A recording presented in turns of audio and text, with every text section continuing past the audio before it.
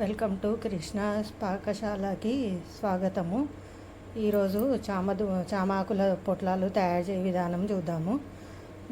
ముందుగా తీసుకోవాల్సినవి శనగపిండి, ఉప్పు, కారం తగినంత, శనగపిండి 3 టేబుల్ స్పూన్లు, చాట్ మసాలా 1/2 టీ స్పూను, పసుపు 1/2 టీ స్పూను, అల్లం వెల్లుల్లి 1/2 టీ స్పూను, నూనె 3 టేబుల్ స్పూన్లు, సన్నగా తరిగిన ఉల్లిపాయ, పచ్చిమిర్చి, కొత్తిమీర, ధనియాల పొడి, జీలకర్ర మెంతుల పొడి, ధనియాల పొడి, జీలకర్ర పొడి 1/2 టీ స్పూను తీసుకోవాలి. ఈ చామాకులు మొత్తం నార తీసేసి శుభ్రంగా కడిగి నార తీసి పక్కన పెట్టుకోవాలి. చేద్దాం ఎలా చేయాలో. ముందుగా స్టవ్ మీద ప్యాన్ పెట్టి 1 టేబుల్ స్పూన్ ఆయిల్ వేసి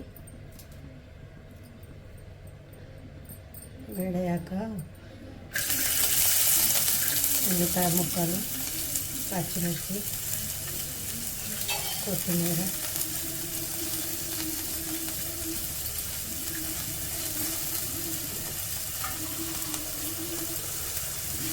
ఫ్రై చేయాలి. కొంచెం లైట్ బ్రౌన్ వచ్చే వరకు వేయించాలి. అల్లం వెల్లుల్లి పేస్టు, పసుపు వేసి ఫ్రై చేయాలి. కొంచెం ఫ్రై చేసిన తర్వాత కారం, ఉప్పు వేయాలి. ఇప్పుడు 1 టీ స్పూన్ కారం, ఉప్పు తగినంత,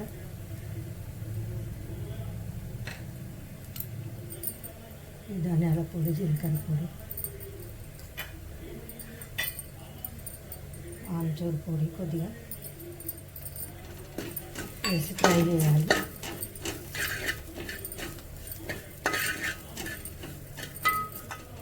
అందులోనే శనగపిండి వేసుకోవాలి తగినంత.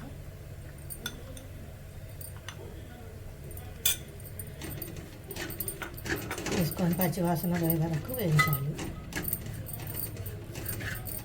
1 నిమిషం పాటు వేయించాలి. సరిపోదు అనుకుంటే కొంచెం వేసుకోవచ్చు. ఇలా పచ్చివాసన పోయే వరకు వేయించాలి. ఇది ఇలా పచ్చివాసన పోయిన తర్వాత తీయాలి. తీసి పొట్లాలు ఎలా కట్టుకుందామో చూద్దాం. ఇది కొద్ది చల్లారిన తర్వాత కట్టుకోవాలి పొట్లాలు. ఆమాకు తీసుకుని ఇందులో ఈ పొడి వేయాలి.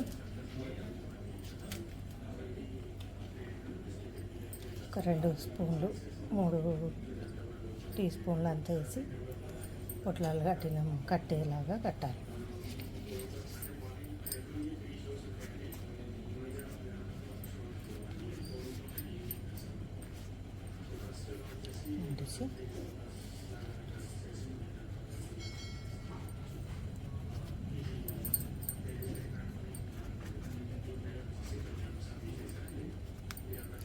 ఇట్లా కట్టి దీన్ని నార ఉంటుంది కదా, దీన్ని చామాకు నారతోనే చుట్టాలి.